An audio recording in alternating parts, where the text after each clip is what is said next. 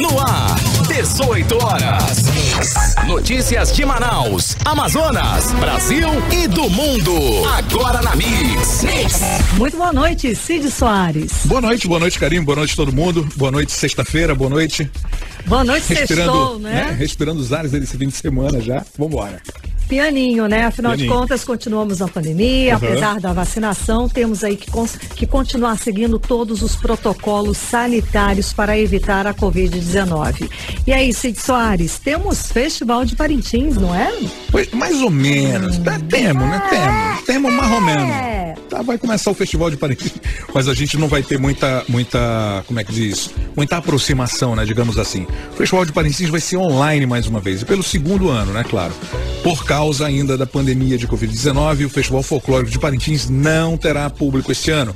Mas os fãs da festa poderão acompanhar todas as apresentações aí pela internet. Exato, Cid, porque o festival vai ser transmitido no último sábado agora do mês de junho, dia 26, a partir das 8:30 da noite, pelas redes sociais e pela TV. A apresentação de cada bumbá vai ter 2 horas. E 2 horas e assim, um mínimo de pessoas, né? Afinal de contas, como falei, estamos na pandemia e, é claro, vai ser online para evitar aglomerações. Depois do sorteio, o caprichoso vai se apresentar primeiro e em seguida o garantido. E aí, Cid, as expectativas? A expectativa é que a gente já vai visualizar as mudanças, né? Voltou, né? Na verdade não é mudança. O Davi Assayag voltou pro boi, lá pro garantido. Eu não sei como é que ficou a questão do caprichoso esse ano. Eu não estou acompanhando muito de perto não, mas eu vou já começar a me informar também, que eu quero saber. Então, são coisas significantes pra gente, claro, né, daqui do Amazonas, e a gente vai trazer isso também aqui pra rádio pra gente estar passando pros nossos ouvintes. Com certeza. Agora em Manaus, 6:02. 18 horas. E vamos aos destaques do programa de hoje do 18 horas. Operação da Polícia Civil envolvendo Rio de Janeiro, Amazonas, São Paulo e Pará tem como alvos líderes da facção criminosa Comando Vermelho, identificados como autores dos ataques criminosos no Amazonas no início do mês. Pois é, e nós vamos falar também sobre a decisão da CPI da pandemia do Senado Federal de passar 14 autoridades da condição de testemunha para investigados. E entre eles está o ex-secretário de Saúde do Amazonas, Marcelo Campelo.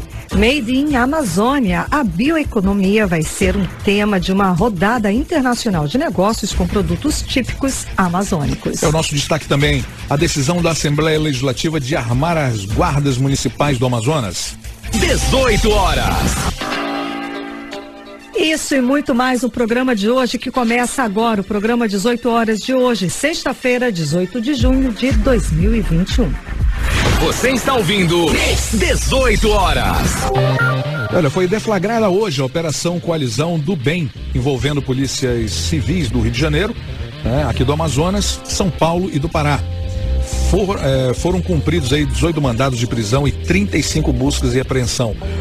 Os alvos são os líderes da facção criminosa Comando Vermelho, identificados como autores dos ataques criminosos aqui em Manaus e outras cidades do Amazonas, entre os dias 6 a 9 deste mês de junho, para vingar a morte de um conselheiro da facção. A operação é para desarticular uma quadrilha que lavava dinheiro do tráfico de drogas praticado pela maior facção criminosa do estado do Rio de Janeiro. As investigações identificaram uma forte ligação entre o grupo criminoso do Rio e do estado aqui do Amazonas. Segundo a Polícia Civil do Rio de Janeiro, no total, 15 pessoas foram presas. Além dos 5 presos aqui no Amazonas, a polícia prendeu também 2 pessoas em São Paulo e 8 lá no Rio de Janeiro. Ainda, durante a ação, 4 suspeitos foram mortos, 1 em Manaus e outros 3 no Rio.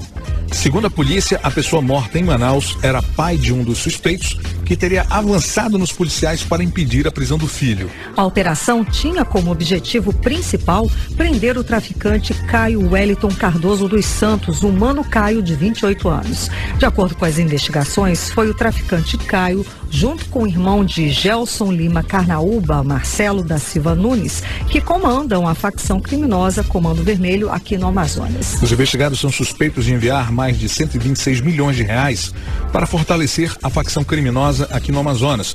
Vamos conferir mais detalhes sobre toda essa história, a mega operação que envolveu 600 policiais nessa reportagem de Nathalie Moraes. As polícias civis do Rio de Janeiro, Amazonas, São Paulo e Pará montaram uma mega operação para tentar prender o traficante Caio Wellington Cardoso dos Santos, o Mano Caio. Segundo as investigações, foi Caio junto com o irmão Gelson Lima Carnaúba, Marcelo Silva Nunes, o Marcelo Jogador, que comandam uma facção criminosa aqui no Amazonas, que ordenaram os ataques registrados no estado entre os dias 6 e 9 de junho. As ordens de prisão foram realizadas durante a Operação Coalizão pelo Bem de combate ao crime de lavagem de dinheiro e tráfico de drogas. Ao todo, foram expedidos pela Justiça do Rio de Janeiro 18 mandados de prisão temporária e 35 mandados de busca e apreensão cumpridos por uma força-tarefa com mais de 600 policiais. Entre os presos no Rio de Janeiro está Marcelo Jogador, o homem que, segundo as investigações, era foragido e deveria estar cumprindo pena em Manaus no regime semiaberto. O criminoso, de acordo com informações, além de irmão de Carnaúba, é um dos principais mandatários da facção criminosa, como explica o governador do Amazonas, Wilson Lima. Essa operação começou nas primeiras horas de hoje, simultaneamente, tanto aqui em Manaus quanto no Rio de Janeiro. Havia já uma investigação em curso por parte da Polícia do Rio de Janeiro de ligação de criminosos aqui no estado do Amazonas, e a nossa inteligência também já estava acompanhando a movimentação desses criminosos aqui do estado que estavam no Rio de Janeiro. Hoje, 3 pessoas foram presas envolvidas nos ataques que aconteceram aqui em Manaus. Dentre eles, um elemento conhecido como Marcelão, que seria o comandante, que seria o ordenador desses ataques, e o braço direito, o braço que comandava todos os recursos financeiros. Inclusive, aqui em Manaus foram presas pessoas que participavam, que eram pseudo-representantes ou proprietários dessas empresas que movimentavam esses recursos para financiar esses ataques.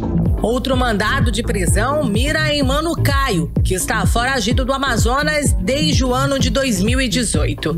Para as polícias do Rio, Pará e Amazonas, foi o traficante que ordenou, junto com Marcelo Jogador, os sucessivos ataques registrados em nosso estado no início deste mês. Tudo isso por conta da morte de um conselheiro da facção criminosa. Investigações da Polícia Civil, segundo a delegada-geral de Polícia Civil do Amazonas, Emília Ferraz, indicam que o fugitivo está foragido no Complexo da Penha, na zona norte do Rio de Janeiro. A nossa operação aqui conjunta da Polícia Civil do Estado do Amazonas com a Polícia, com a Inteligência, com a Secretaria e também aqui com a Secretaria de Polícia Civil aqui do Estado do Rio de Janeiro, que nos deu todo o apoio necessário e que combinou com a prisão do 01,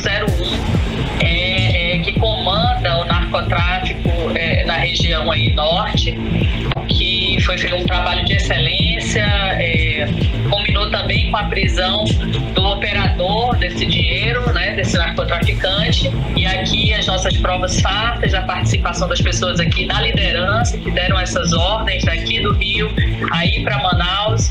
Então a gente conseguiu desestruturar toda essa cadeia que organizou aqueles atentados. As investigações, segundo o delegado do Rio de Janeiro, Gabriel Poiava, indicam que a facção criminosa movimentou em 1 ano e meio cerca de 126 milhões de reais. Nosso objetivo era realmente identificar esse esquema de lavagem de dinheiro do Comando Vermelho.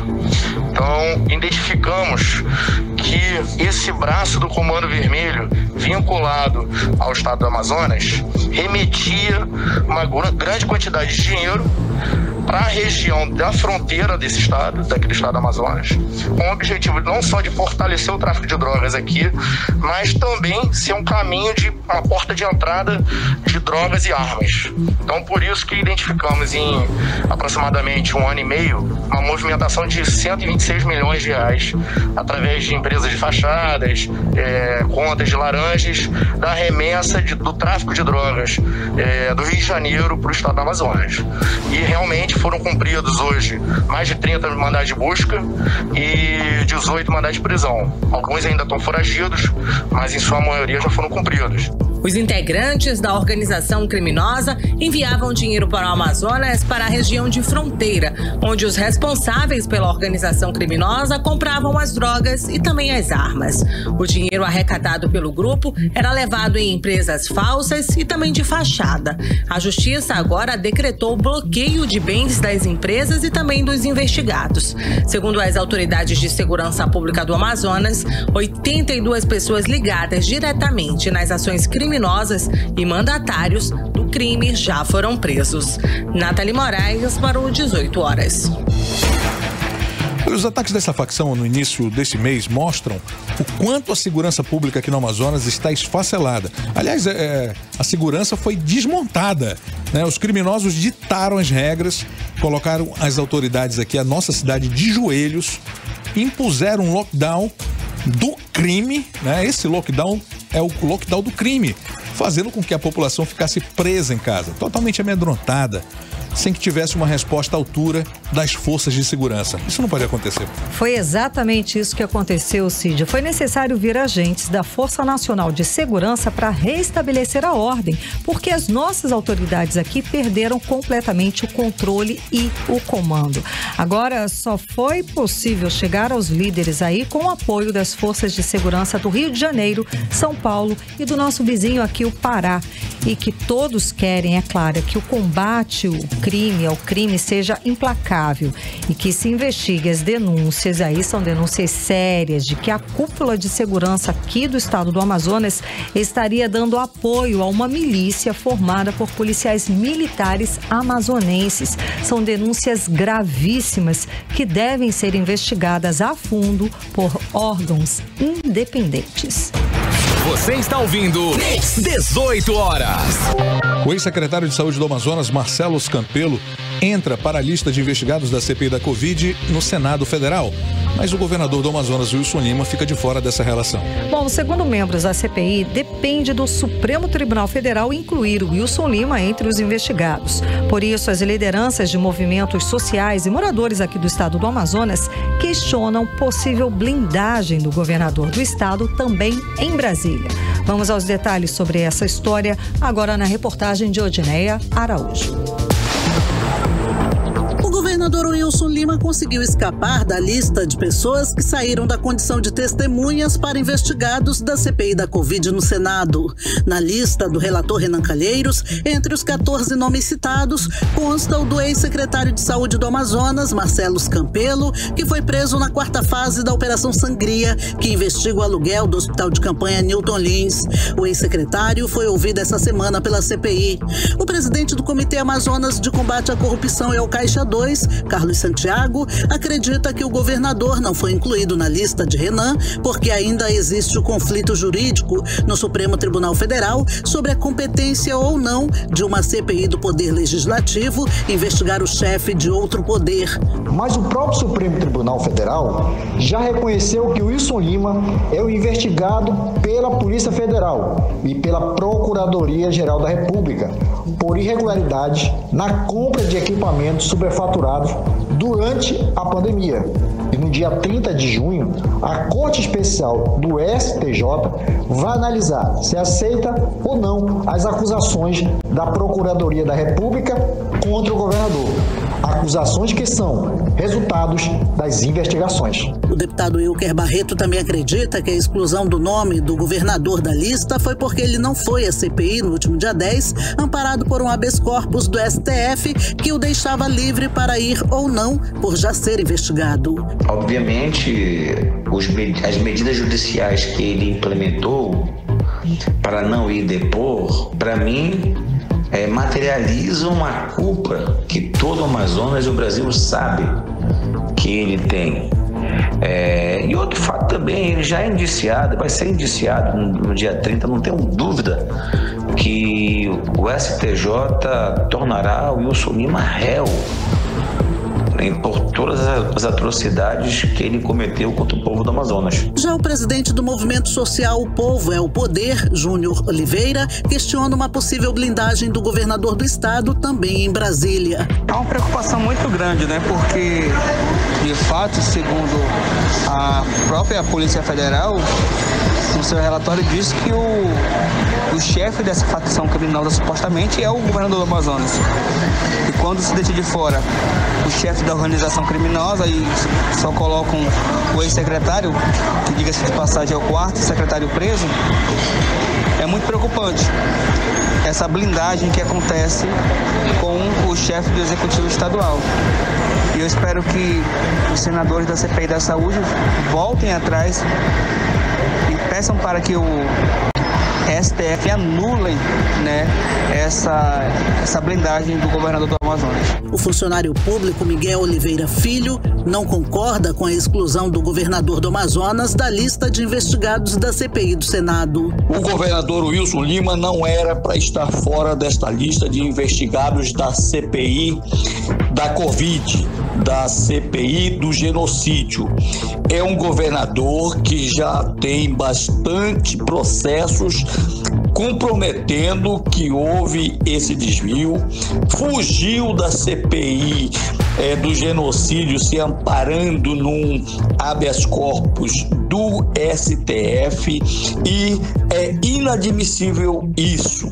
Quer dizer, inclui-se aí o ex-secretário Marcelo Campelo, mas já mesmo com a inclusão do Marcelo Campelo, nós já temos o elemento que faz a ligação com o governador do estado. O presidente do movimento Frente Brasil Popular no Amazonas, Ian Ivanovic, diz que a CPI do Senado precisa cumprir o seu papel. Um governador que se nega a ir até a CPI e precisa recorrer de artifícios jurídicos para poder não falar, não se expor e não expor o governo federal, no mínimo deveria ser investigado. Eu acho que a CPI acerta quando faz a opção de investigar a todos. Agora erra quando investiga o empregado, que aqui no caso é o secretário de saúde, e não investiga o chefe, que é o governador. Isso, na verdade, é escandaloso. Até o fechamento da reportagem, nem o governador do Amazonas e nem o ex-secretário Marcelo Campelo se manifestaram sobre a lista de Renan Calheiros. Odinei Araújo para o 18 horas. Bom, e uma coisa que todo mundo concorda é que não é justo que apenas os auxiliares do governador paguem por tudo de errado que aconteceu aqui no Amazonas. Com a corrupção, contratos superfaturados e o desabastecimento de oxigênio que matou dezenas de pessoas asfixiadas. Foi um dos piores episódios da história do país em termos, quando se fala de saúde pública, em crise de saúde pública, está marcada na história do país como um dos piores capítulos da história do Brasil em termos de saúde pública. O governador Wilson Lima tem responsabilidade direta, sim, e já foi denunciado pela Polícia Federal e pela Procuradoria-Geral da República como sendo o chefe da organização criminosa que desviou recursos da saúde pública. Os integrantes da CPI do Senado justificam que o governador está sendo investigado pelo Superior Tribunal de Justiça, mas Marcelo Campelo também está. E tudo indica que existe, sim, uma blindagem ao governador. Caremera, a expectativa agora fica por conta do Superior Tribunal de Justiça, que marcou para o próximo dia 30 de junho, portanto está próximo aí o julgamento que vai decidir se vai aceitar ou não a denúncia contra o governador Wilson Lima, o vice Carlos Almeida e outras 16 pessoas, entre servidores e empresários.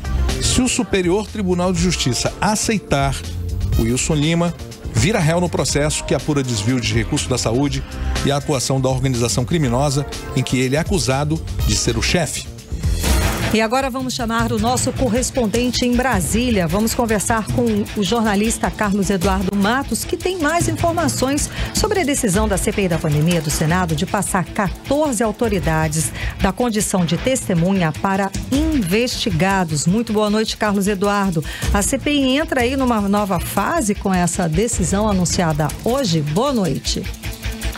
Boa noite, Karime, boa noite, Cid Soares, boa noite a todos que nos acompanham. Pois é, essa é uma nova fase dos trabalhos da comissão, está coletando provas documentais, quebrando sigilos telefônicos e fiscais, preparando para fazer os indiciamentos já. Afinal de contas, a CPI já chega à sua fase final. Do estado do Amazonas, foi incluído nessa lista, como vocês disseram, o ex-secretário de Saúde, Marcelo Campelo.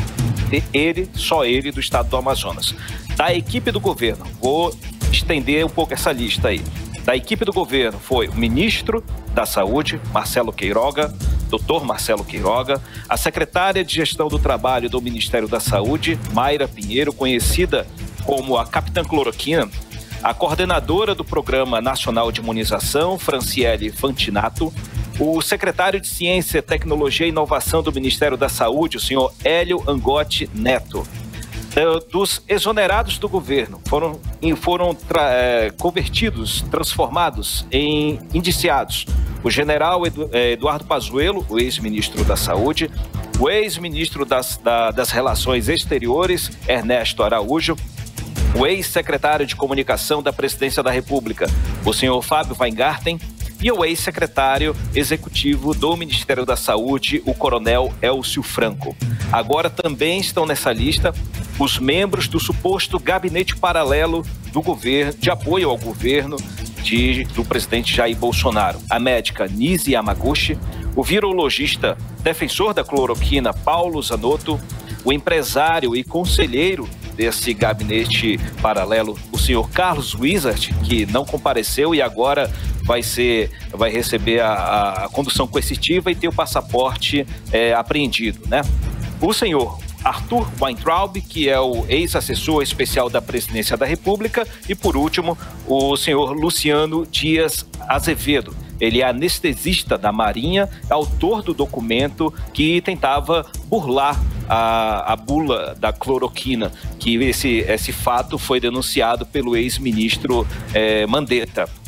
Eu participei da coletiva hoje, a coletiva de imprensa lá no Senado Federal, e fiz várias perguntas para entender o porquê que o governador Wilson Lima não foi indiciado, não foi incluído nessa lista.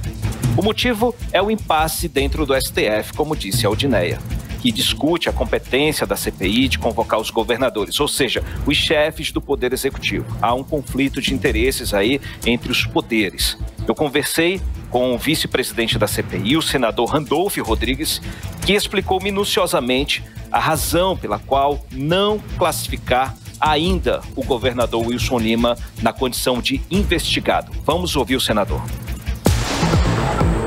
Eu tenho hoje tenho os elementos para crer que a omissão da tragédia que ocorreu em Manaus e no Amazonas foi em escala. Governo Federal, Presidente da República, senhor Eduardo Pazuello, Secretaria de Saúde do Amazonas e Governador do Amazonas. Eu tenho todos os elementos para isso. Entretanto, no caso do Governador do Amazonas, tem uma decisão do Supremo Tribunal Federal que o isentou de comparecer à Comissão Parlamentar de Inquérito, decisão que nós respeitamos, e tem uma deliberação que o Supremo há de tomar. Qual seja essa deliberação?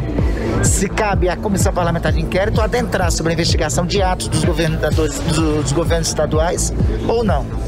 O Supremo Tribunal Federal decidindo isso, o 15º nome dos investigados, com certeza, é o governador. Nós estamos somente no aguardo dessa decisão do Supremo. Então, só deixar bem claro, não foi uma decisão de conteúdo, foi uma decisão de forma, porque como nós respeitamos as decisões do Supremo, nós precisamos ter isso. Tanto é que o senhor Marcelo Campelos consta como investigado.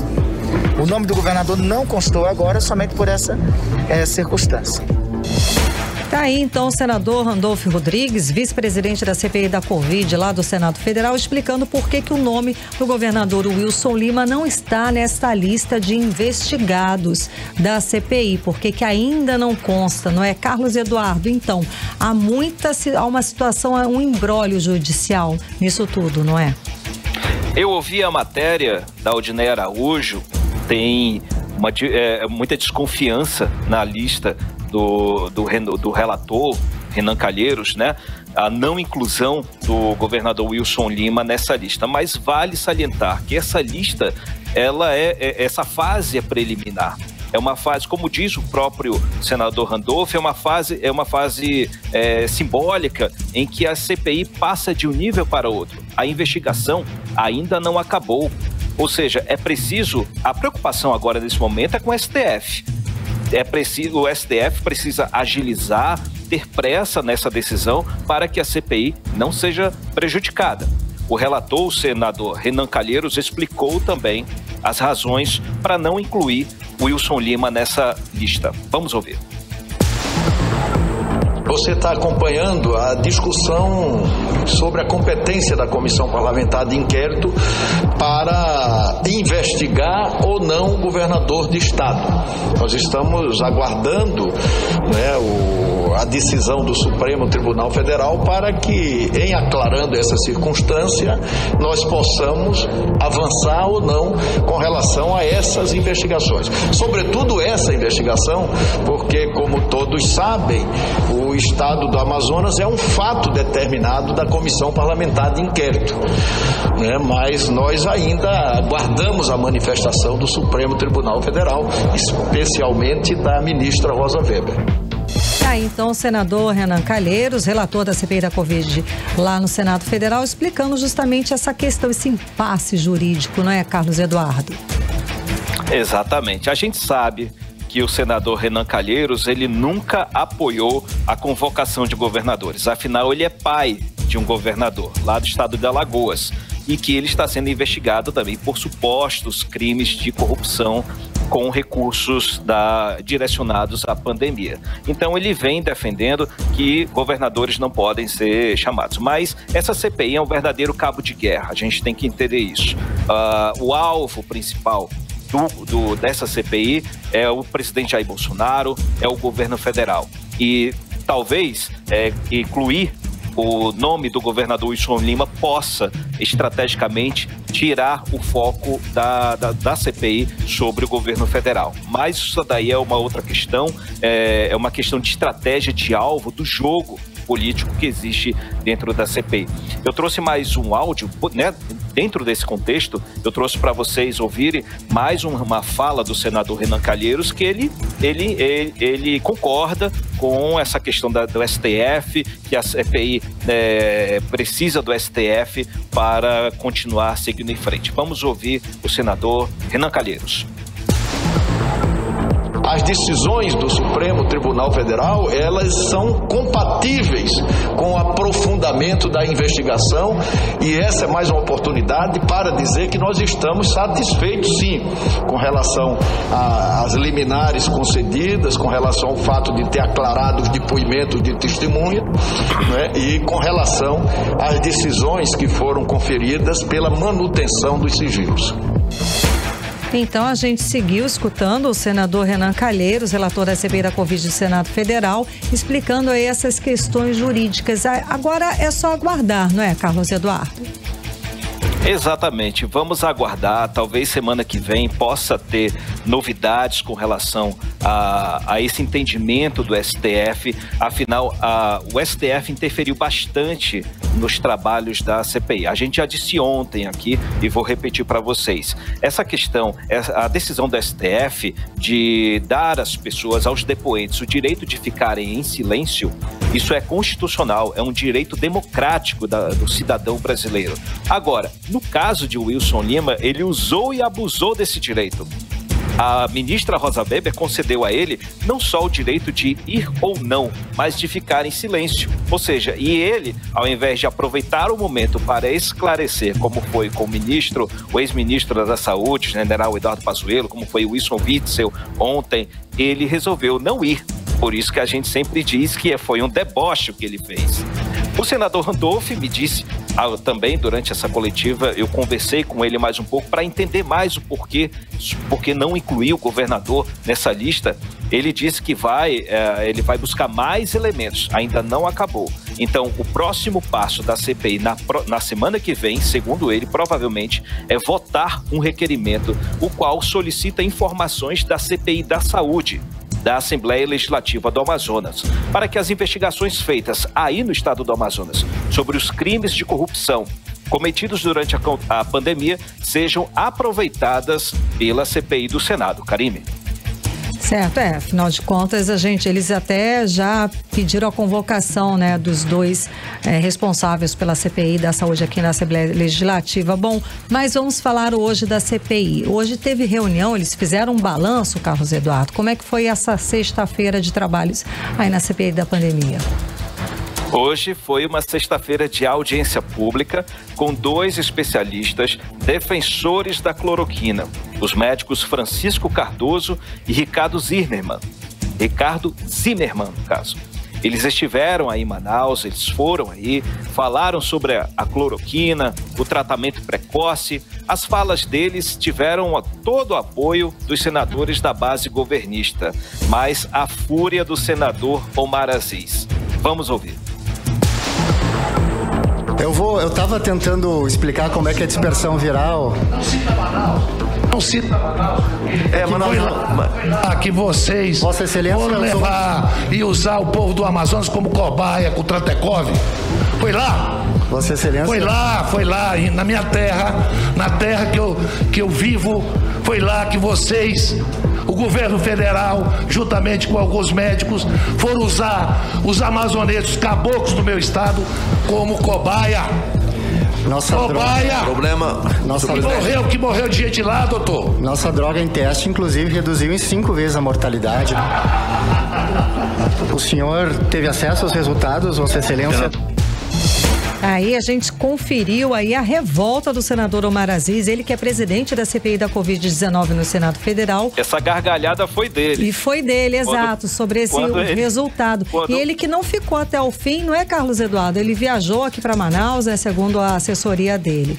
Mas foi uma revolta com essa, e não só ele, vários outros senadores também se revoltaram. Afinal de contas, hoje ele, o depoente de hoje até defendeu o tal do tratamento precoce, hidroxicloroquina, enfim, foi tenso também. Eu achei um cinismo total. A fala dele irritou os senadores pelo cinismo, porque ele falava com uma cara de pau, digamos assim, apesar de todos falarem, você está errada, a cloroquina já está comprovado que não teve eficácia, mas ele teimando ali e ele não mudava o tom, apesar dos gritos do senador. É bom também, né, Carlos?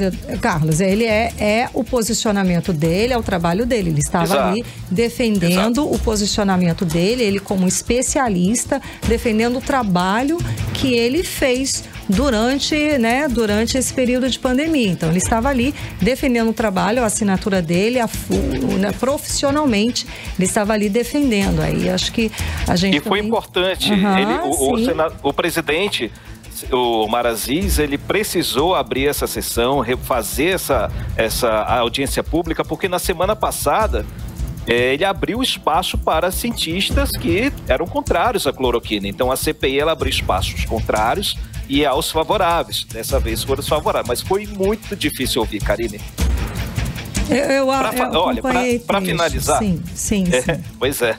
Para finalizar, Karine, Cid, só mais uma informação. São muitas informações na coletiva de hoje, mas vamos nos concentrar no estado do Amazonas. A CPI, ela retirou o sigilo de 2.200 documentos que foram enviados para a comissão durante os trabalhos. Desse total, 445 são referentes à crise do oxigênio em Manaus. 1.636 são documentos do Ministério das Relações Exteriores. 97 são documentos do Ministério da Saúde e 4 contratos da Fiocruz com o governo federal. Esses documentos estavam com o lacre de sigilo e a CPI, ela destravou, tirou o sigilo e colocou à disposição do público. Para finalizar essa informação, Cid e Karine. Muitíssimo obrigada, Carlos Eduardo. Um ótimo fim de semana para ti. Bom trabalho. Um abraço para o Carlos. Um abraço, gente. Tchau. Um abraço a todos. Obrigada. Boa noite. Agora em Manaus, 6h34. Você está ouvindo 18 horas. E ainda hoje aqui no 18 horas, Guarda Armada, a Assembleia Legislativa do Amazonas aprovou emenda que permite aos municípios armarem suas guardas municipais. É daqui a pouco, aqui no 18 horas.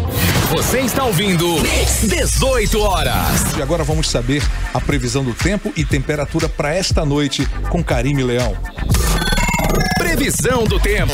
Segundo informações do Climatempo, a previsão para essa noite é de pancadas de chuva durante a noite e a madrugada. A mínima prevista é de 22 graus, a máxima pode chegar aos 31 graus. As chances de chuva são de 67% e a umidade relativa do ar fica entre 47% e 87%. Relatório da CPI da Saúde aqui no Amazonas, da Assembleia Legislativa, vem dando resultados De acordo com o presidente da comissão, o deputado delegado Péricles. O documento embasou denúncias do Ministério Público do Estado sobre pessoas envolvidas no caso da lavanderia e influenciou em operações sangria da Polícia Federal no Amazonas, inclusive com ordem de prisão, busca e apreensão. O próprio governador do Amazonas foi um dos alvos dessas operações. Vamos aos detalhes agora na reportagem de Odiné Araújo. No dia 30 de novembro do ano passado, a Comissão Parlamentar de Inquérito da Saúde no Amazonas entregou ao Ministério Público do Estado uma cópia do relatório final. O documento também foi entregue à Controladoria Geral da União. A entrega dos documentos aos órgãos de controle foi para que as entidades tivessem acesso a todo o material obtido pela CPI durante os 120 dias de investigação. No total, foram 41 depoimentos e denúncias envolvendo contratos firmados durante a pandemia da Covid-19. Na época, o procurador-geral no Amazonas, Alberto Nascimento Júnior, disse que o documento iria passar por análise jurídica antes de qualquer medida a partir das investigações apuradas. 7 meses depois, segundo o presidente da CPI, deputado delegado Péricles, os frutos estão aparecendo.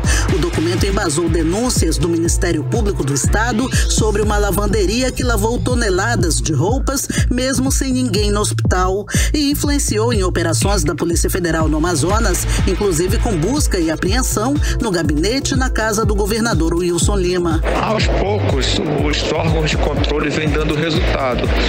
Depois que nós entregamos o relatório final da CPI, apurando várias irregularidades. O Ministério Público do Estado já denunciou várias pessoas em relação ao caso da lavanderia.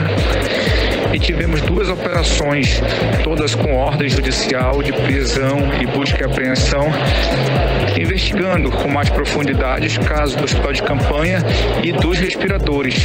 A própria convocação do presidente da CPI no Amazonas para depor na CPI do Senado, segundo o delegado Péricles, é resultado desse relatório. A convocação à CPI da pandemia no Senado é a comprovação de que nós realizamos um bom trabalho aqui na CPI da saúde, a qual eu presidi. Foi uma CPI isenta, buscando de forma técnica realmente apurar os fatos, de irregularidades daquele período tão difícil que nós vivemos, que resultou numa grande tragédia aqui no estado do Amazonas. Pretendo levar o relatório final da CPI da saúde, que aponta várias irregularidades de vários casos que nós apuramos durante a CPI da saúde da Assembleia Legislativa. A expectativa agora é para a instalação da CPI da pandemia, que aguarda por mais 4 assinaturas para ser instalada na Assembleia Legislativa do Amazonas. Até agora, apenas os deputados Wilker Barreto e Denilson Chagas, que são os autores da petição, além do delegado Péricles e da deputada Nesme Aziz, assinaram o documento.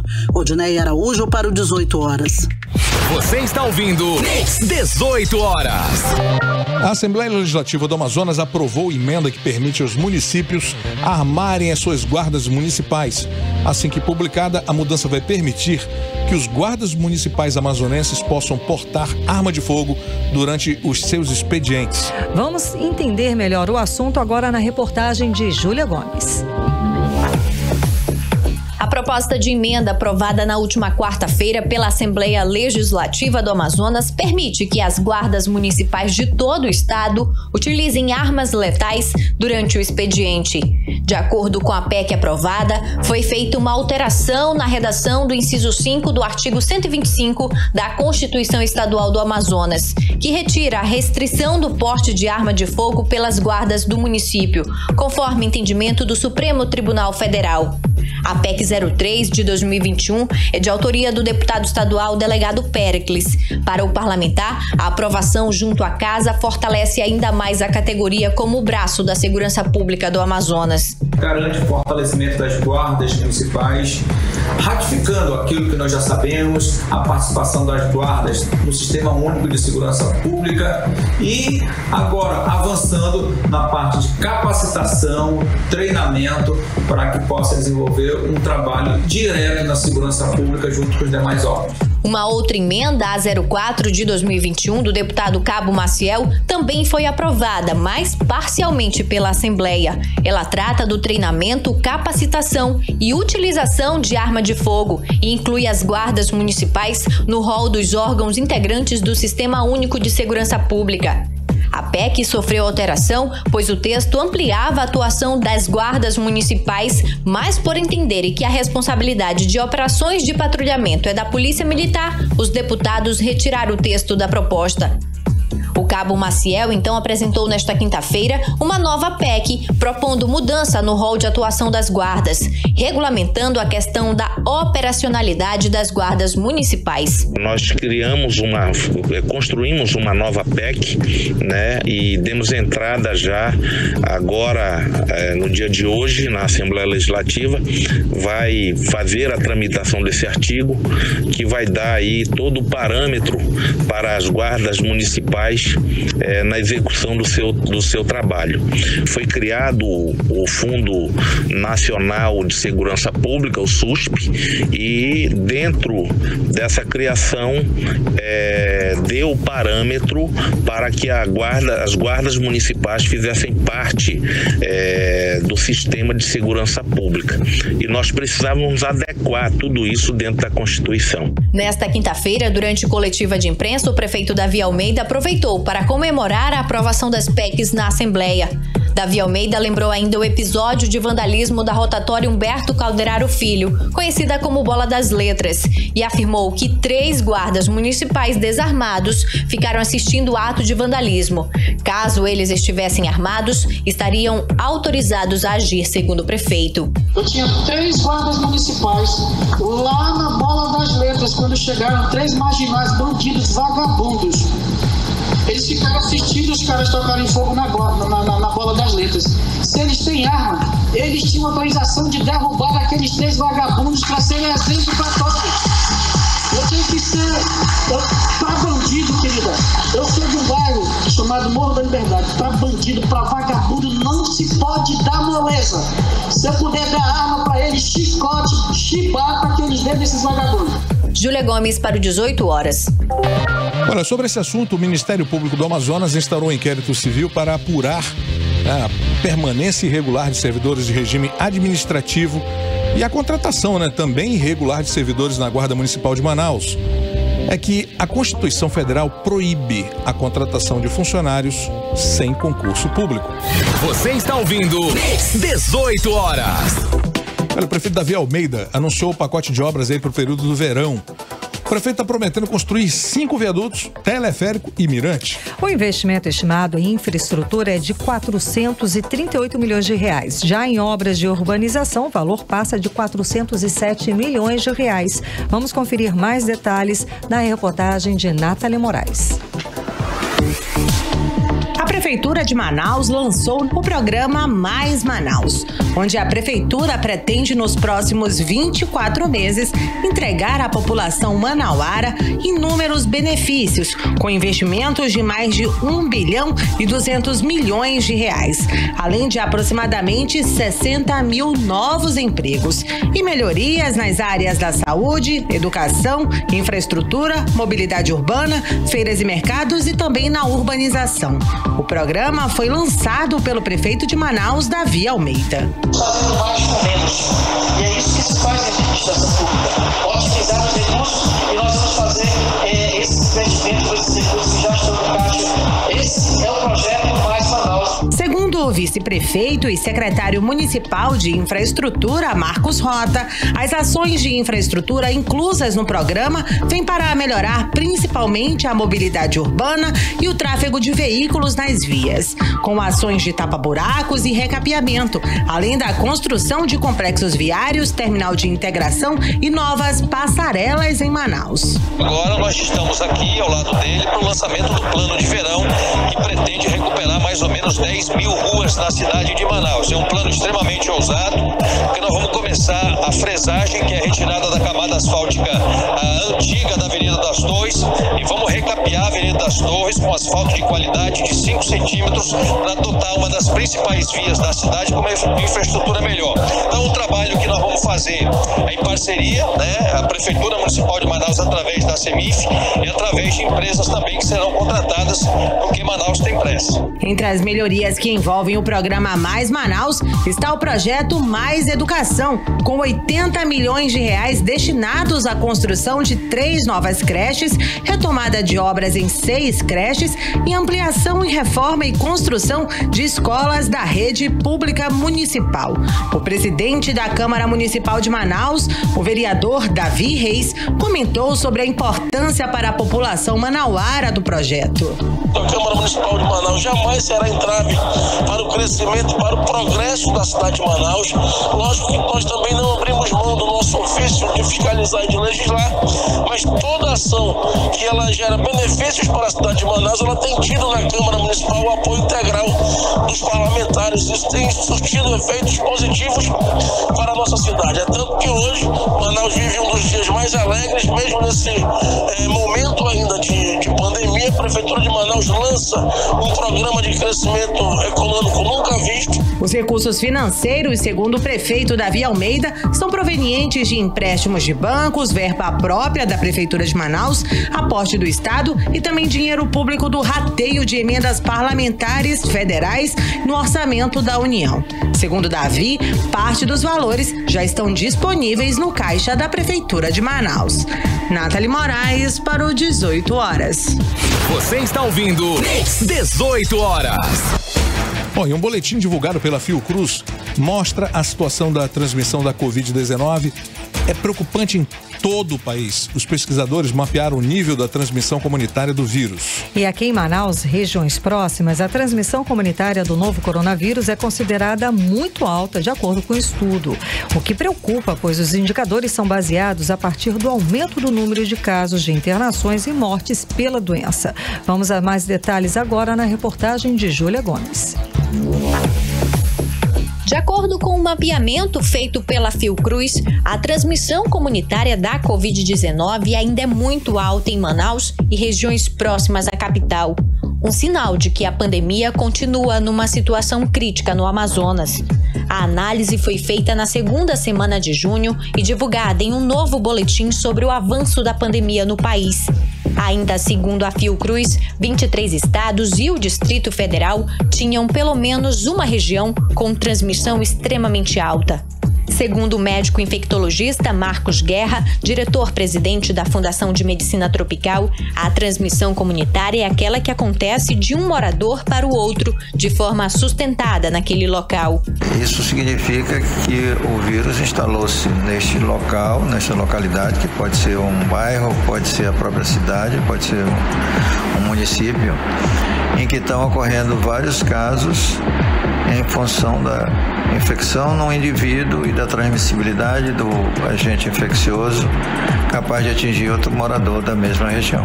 O infectologista explica ainda que os indicadores são baseados a partir do aumento do número de casos de internações e mortes pela doença. Mediante o número de casos que indicam que há uma alta incidência, portanto, de pessoas que estão procurando o serviço de saúde para ser consultado e verificado que eles estão contaminados com SARS-CoV-2, mediante aumento ou diminuição do número de internações e a detecção de casos de morte por conta da infecção causando a Covid-19. Esses indicadores de incidência, de necessidade de hospitalização e de mortalidade é que nos dão o número de casos se está aumentando ou diminuindo na comunidade. Segundo a Fundação de Vigilância em Saúde, o Amazonas já contabiliza quase 13.200 mortes por Covid-19 e mais de 395 mil casos da doença desde o início da pandemia no estado. De acordo com a edição da última quinta-feira do Boletim Diário da Fundação, foram diagnosticados 620 novos casos do novo coronavírus e foram confirmados 15 óbitos pela doença, sendo 6 ocorridos no dia 16 e 9 de dias anteriores. Júlia Gomes para o 18 horas. Você está ouvindo 18 horas. Muito bem, agora 18 horas e 57 minutos. Vamos atualizar os números da Covid-19 aqui no Amazonas e no Brasil com Karine Leão. E a Fundação de Vigilância em Saúde do Amazonas, por meio do Boletim Diário Covid-19, traz o diagnóstico de 689 novos casos da doença, totalizando para 396.408 os casos aqui no estado do Amazonas. Ainda segundo o boletim, foram confirmadas 12 mortes de Covid-19, elevando para 13.209 o total de mortes em todo o estado do Amazonas. E no Brasil, de acordo com informações do Ministério da Saúde, o país totaliza hoje 17.700.000 casos confirmados, com 496.000 mortes. O país também soma 15.700.000 pessoas recuperadas da Covid-19. Agora, às 6h58, seguimos direto para o editorial 18 horas. Editorial 18 horas. Às vésperas de registrar oficialmente 500.000 mortos pela Covid-19 aqui no Brasil, recebemos hoje aí um alerta da Organização Mundial da Saúde. Um alerta que serve para cada um brasileiro. A OMS deixa claro que a pandemia não terminou. Disse que no Brasil as vacinas por si só não resolverão a pandemia e que medidas como o uso de máscaras e evitar aglomerações precisam ser reforçadas e implementadas com maior rigor.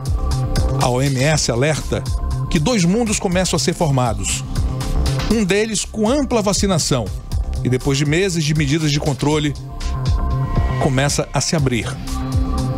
Este já tem estádios com público, a volta de restaurantes e festas. Mas existe um segundo mundo, ainda mergulhado na pandemia, ainda aguarda por mais vacinas e vê a expansão do número de casos.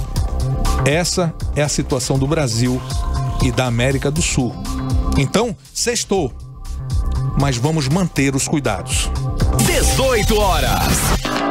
E uma última informação é o seguinte: a Prefeitura de Manaus acabou de anunciar o começo da vacinação para pessoas de 36 anos a partir de hoje, sexta-feira, a partir das 6 da tarde. E a imunização pode ser feita, segundo a Prefeitura, em 4 pontos de Manaus: o Centro de Convenções da Família Padre Pedro Vinhola, o Estúdio 5, Centro de Convenções, o SESI, o Clube do Trabalhador, e lá no Sambódromo. Então, o prefeito Davi Almeida anunciou a vacinação para as pessoas de 36 anos. Lembrando que todas as informações a respeito de locais, horários, o cadastro e também a confirmação, né, de datas e de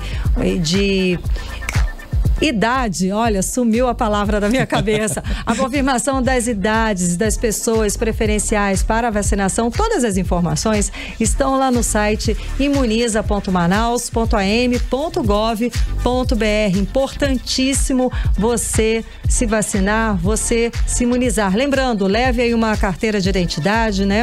Qualquer documento de identificação com foto, CPF, comprovante de residência. E você que está com a segunda dose atrasada, não é, Cid?